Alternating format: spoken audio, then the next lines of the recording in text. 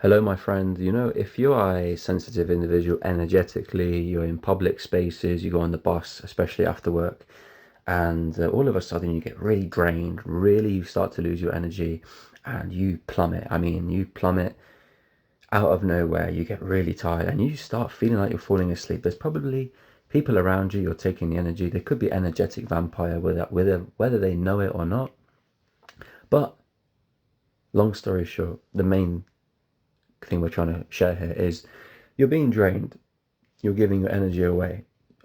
From my experience over the last, with the last 6 years experience now, since this spiritual kind of awakening and becoming more receptive to energy, more sensitive to energy, especially in the last 6 months, I've been so aware as I get the bus twice a day to work and back from work. And many a time I was drained and I didn't need to be. I didn't understand it. What was happening was there's things we don't see in the non-physical. We have to protect ourselves. If you're sensitive to energy, there's people out there I know, and not everyone's going to be in this bracket, but there will be some people out there. There'll be someone. So this is a message for you. If you travel, especially, or in your large environment with a large busy environment of others, and it doesn't even have to be busy, it can be one-to-one. Maybe you're going to be feeling drained. Something good to do is to put your hand in front of your belly. That's your solar plexus area. You can put your two hands there or just the one hand.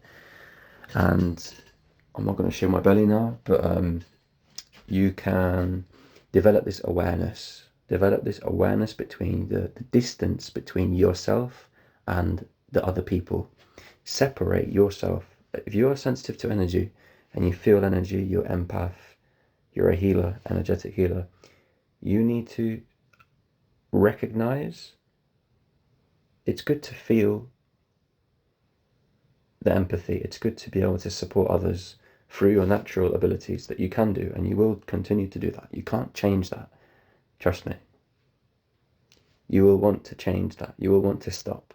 You will wish, why do I have these things? Why do these things happen to me? But you've not come to this lifetime to not be that way. So these are gifts. But as with many gifts, there comes some degree of burden, some degree of responsibility, and so you have to learn the gift. You have to understand how to balance it, how to harness it, how to control it. You have to control your gifts. So you cannot be too much absorbing the energy of others, absorbing the emotions of others, the thoughts of others. And you can do this knowingly and also unknowingly. You can tell you're giving too much to a situation. Well, we're going a bit off topic, but you can also not be aware. So practicing discernment is very important. But yeah, back to the kind of the bus thing, public transport, in a room with a lot of people. If you put your physical hand or you imagine something covering your solar plexus energy, this is going to help protect you from others if they know it or they don't know that they're draining you. What else? And notice the distance between yourself and others. If you're on a bus, public transport, this is really good. Notice the difference, the physical distance between you and the other people around you. Recognize each individual, that they are their own separate thing, and that there is a distance between you, and imagine the energy is not coming to you from others. There is a force field around you.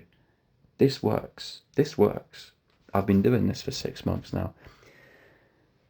I've been developing it whilst I'm in public. People are knackered after work, and knowingly or unknowingly, doesn't really matter. Well, it does in some cases actually.